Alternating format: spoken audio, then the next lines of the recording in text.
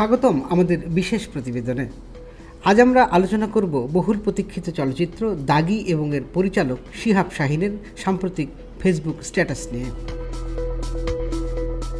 দাগি একটি অপরাধ জগতের গল্প নিয়ে নির্মিত চলচ্চিত্র, যেখানে প্রধান চরিত্রে অভিনয় করেছেন জনপ্রিয় অভিনেতা আফরান নিশো। সুড়ঙ্গ সিনেমার পর এটি তার দ্বিতীয় বড় পর্দার কাজ। সম্প্রতি দাগি চলচ্চিত্রের টিজার প্রকাশিত হয়েছে, যা দর্শকদের মধ্যে সাড়া ফেলেছে। টিজারে আফরান নিশোকে একজন দাগি অপরাধীর ভূমিকায় দেখা গেছে, যা নিয়ে উত্তেজনা তুঙ্গে। চলচ্চিত্রটির পরিচালক শিহাব শাহীন তার সাম্প্রতিক ফেসবুক স্ট্যাটাসে উল্লেখ করেছেন, দাগি সিনেমাটি সম্পূর্ণ ভিন্ন ঘরানার এবং এটি অযথা নাচ গান, মারপিট আর যাত্রা ঢঙ্গের ছবির বাইরে একটি বাস্তবসম্মত গল্প বলবে।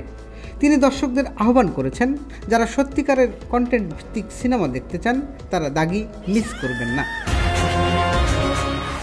শিহাব শাহীন আরও বলেছেন, দাগি তার পরিচালিত সেরা কাজগুলোর একটি হতে যাচ্ছে এবং তিনি আশাবাদী এটি দর্শকদের মন জয় করবে। দর্শকদের মধ্যে ইতিমধ্যে দাগি নিয়ে ব্যাপক আলোচনা শুরু হয়েছে। চলচ্চিত্রটি ঈদে মুক্তি পাবে। ছবিটি কেমন ব্যবসা করবে তা জানার জন্য আমাদের সঙ্গে থাকুন। টুটুল রহমান, খবর সংযোগ।